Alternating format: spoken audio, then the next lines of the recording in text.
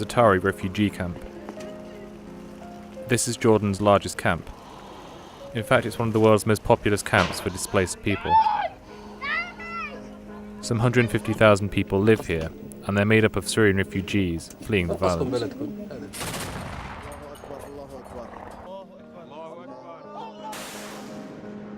داخل مخيم معبر باب السلامي سيارة مفخخة داخل معبر باب السلامي ضمن مخيم الناس. These tents have been erected by the United Nations Refugee Agency. The white canvas beats heavily in the wind in this desert north of Jordan. They appear neat and clean, and that's because they are no older than 6 months. Zatari isn't the only refugee camp in Jordan. The country hosts displaced people from all over the Middle East, including Palestinians who have been here since the 1948 Middle East conflict. They are some of the world's oldest, in terms of the duration of their displacement. We live in a world where refugees are created every day. Zatari alone welcomes 400 new refugees from the Syrian conflict each day. Across the world, whether the conflicts in Burma, Congo or Somalia, or as a result of natural disasters in the Philippines, Pakistan, Turkey, hundreds of people lose their homes and become refugees. They travel, often by foot, to neighbouring lands, where they face hostility from local communities, joblessness, and an uncertain future. Many of them end up living in temporary accommodation, in shanty, makeshift towns for decades.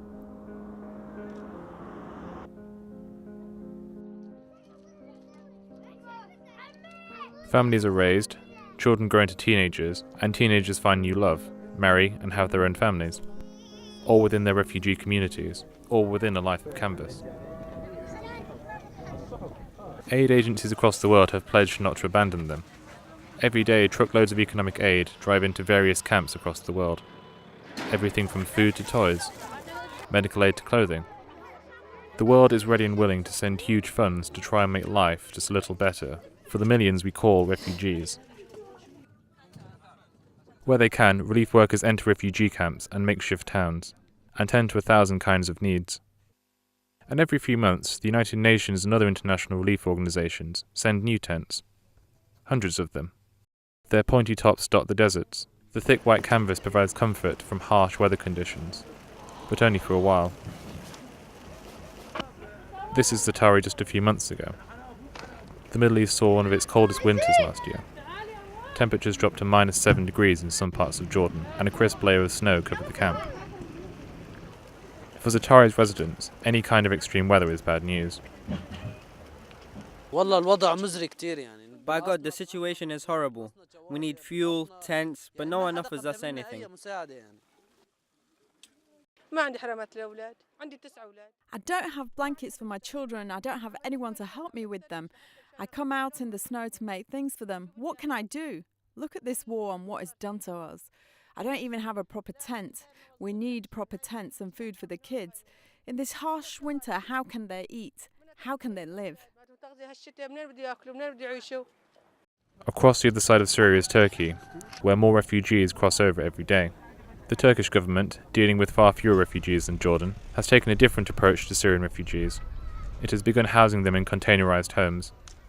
From afar, they look like ordinary containers which you might find on a ship, but closer inspection reveals windows and doorknobs. The features are basic, but it's a far cry from living inside a tent. Container homes aren't unique to Turkey. In Lebanon, some relief organizations managed to lobby the government to allow them to set up container cities. Hundreds of newly built, sturdy containers replaced the flimsy tents that were once pitched here. It wasn't easy. It took the groups months to convince the Lebanese government to allow them to start using containers. Last year, the Swedish furniture chain IKEA hit the headlines with its flat-pack refugee housing units. The company, known for its cost-efficient, easy-to-assemble products, released these images of what the flat-pack units would look like. Container homes is something the Al-Imdaad Foundation, a South African charity, have started working with. The organisation says it fits their ethos of serving the world's needy by giving them sustainable products, long-term solutions to what are inevitably long-term problems. The change, it's a significant change. And when you look immediately, you will also find that there are tents, villages, but of tent villages. And that is one of the reasons as to why the Al-Imdaad Foundation embarked on this project of bringing about a containerized village. I think it's much more better, and I'm sure you will agree with me, it's a bit more better to say to live in something semi-permanent than living in a tent. In December last year, the charity's British wing inaugurated the first containerised village to be donated by UK donors. In the snow-covered plains of northern Syria, a team of aid workers opened the doors to 100 new homes. The Turkish charity IHH, which delivers all aid projects inside of Syria on behalf of international charities, showed our cameras around the village. We are now inside Syria on the outskirts of the city of Elbo, about 500 meters from the Turkish border, in this area which is called Ash-Shuhada. The organization IHH has installed 600 containers homes with electricity and running water. In this row there are 100 container homes and they are fully prepared to receive refugees. The Syrian people come to the Turkish borders. Some of them who have passports enter the country. Some remain at the borders. So we have these containers to accommodate them. That's why IHH makes sure there are enough homes at the borders. Let's get inside. I will show you what's inside. This container can house up to 6 people. We have 6 mattresses and 6 pillows and 6 blankets. They also have a fridge, a light and a fan. Inshallah, once this container opens, we will be giving priority to widows and orphans. In each area of the camp, there is a communal kitchen, laundry, a hospital and a school, where there is a playground with the basketball facilities. We are now in the kitchen. Every day we cook for displaced Syrians. We prepare 2 meals every day and then distribute the food around the camp. Take a look at how they prepare the food. The residents of the camp prepare the food themselves. All of our ingredients come from Turkey. The kitchen was designed to cater for 5,000 to 10,000 people that are fed every day from the facility. The containerized village is basically a model village where it's like porter cabins. Now we've created 100 new container homes. And when we went there and we saw the facilities firsthand, it was absolutely amazing because it's the future. And these residents will have new neighbours, and we've given priority to the elderly, the disabled, the orphans and the widows. One of the beauty about the containerized village that we feel that one of the best projects that we have done, along with the food aid, medical aid that we have been providing and assisting, this containerized village is weather resistant, heat resistant. It's actually very similar to a porter cabin that we see here, and it's got window, light facilities, electricity as well. The Al-Imdaad Foundation is only 10 years old, but it has already expanded its work beyond South Africa, into the Middle East, Asia, and even Europe. To your donations from the United Kingdom, from South Africa, from all around the world. It runs various schemes for refugees and displaced people across the world, whether providing basic food units to refugees on the Turkish border, or helping flood victims in the UK with some essentials, as they stay in temporary shelters, in one of the wettest Januaries in British history. The Al-Imdaad Foundation is a registered UK charity, and we are an international aid relief organisation. And we've been serving humanity now for over 10 years. Our head office is in South Africa, and we have 5 international offices. The UK office is based in Blackburn. So what our objective is to serve humanity no matter of race, religion, creed or culture. The Containerised Homes project is fitting for Al-Imdaad's ethos, as it seeks long-term solutions at an effective cost. It has dispatched emergency relief teams to the Syrian borders of Turkey and Jordan. Working in refugee camps since the uprising began, the foundation provides food aid, medical projects, blankets and heaters to thousands of refugees on these borders. It also set up a clinic to cater exclusively for the medical needs of the refugees. This facility provides a wide array of services which include checkups by GPs, a gynecology wing, a minor operations theatre, and a dispensary. The Foundation has recognised that refugee camps on the borders have exceeded their maximum capacity and are limiting the number of refugees entering these camps. The UNHCR appeals for £300 for the provision of a single tent, and it's estimated that these last up to 6 months. Al-Imdaad will say one container home costs £5,000, including delivery and setup. They say that the structures are good for at least 6 years and offer warmth in the cold weather.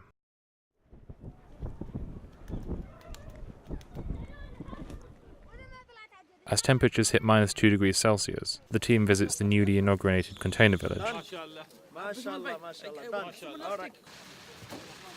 Some of these families haven't arrived yet, but the ones who have are making good use of the facilities.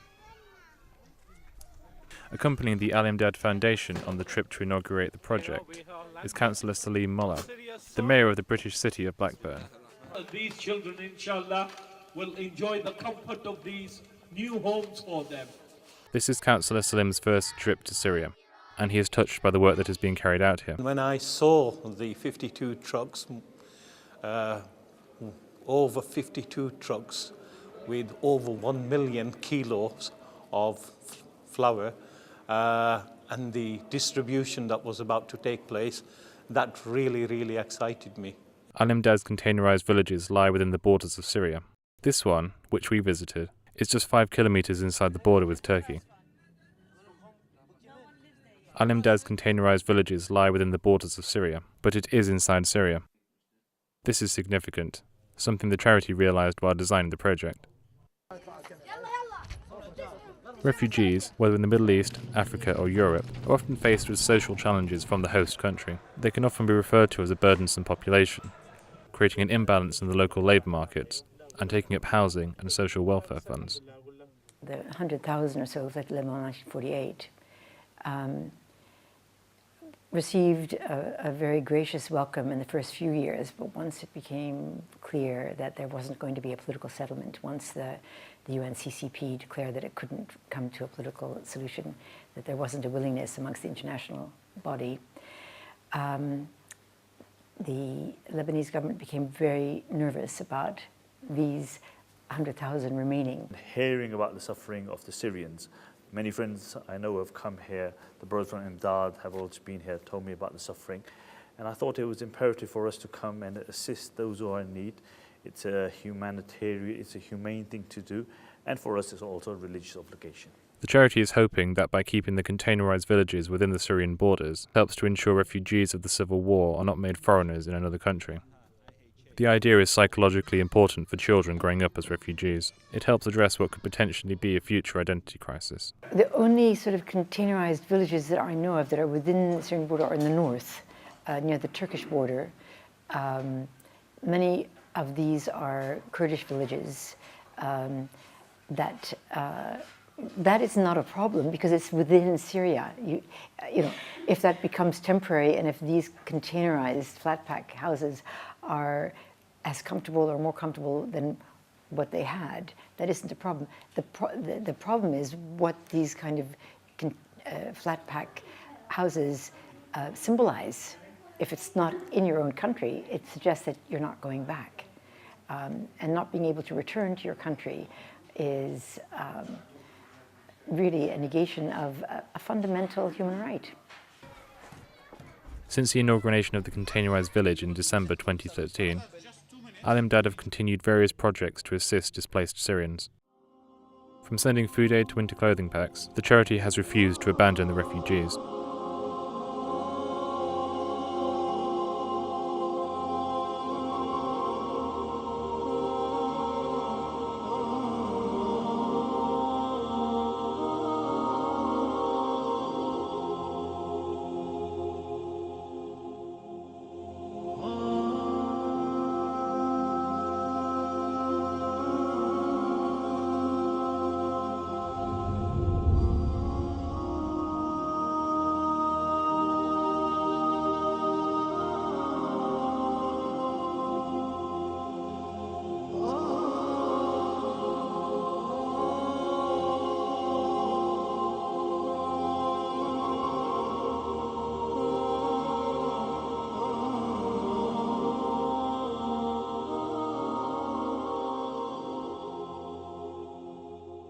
The Syrian crisis has now entered its 4th year. What began as peaceful demonstrations against Assad family rule has evolved into a full-scale civil war. Government forces routinely bomb cities, reducing them to heaps of rubble, while rebel fighters on the ground swap armory and control of tracts of land in their own de facto military setup.